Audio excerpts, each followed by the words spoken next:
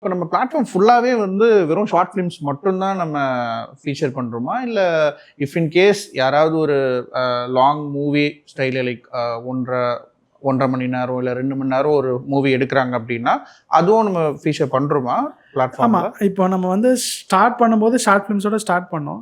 இப்போ மத்த content கேட்டகரியும் ஹாரிசான்டலா scale பண்றோம். Super. So short film, telefilm, web series, pilot film, movies, okay.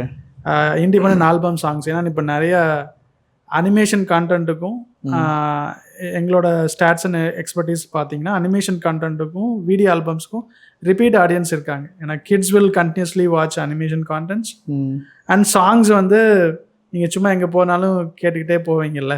அந்த மாதிரி ஸ்டோரி டெல்லிங் ஒரு விதம் தான். அதாவது நம்ம தியேட்டரில் சொல்ல முடியாத ஒரு விஷயங்களை ஷார்ட் ஃபிலிம்ஸில் நம்ம சொல்கிறதுக்கு ஒரு ஆப்பர்ச்சுனிட்டி இருக்குது. ஓகே. பட் அதை தாண்டி ஆடியன்ஸ் எங்கே ரொம்ப என்கேஜ் ஆகுறாங்கன்னா இந்த மாதிரியான ஆல்பம் சாங்ஸ் ரிப்பீட் ஆடியன்ஸ் இருக்காங்க, அனிமேஷன்ஸும் அடிக்கடி பார்க்குறாங்க.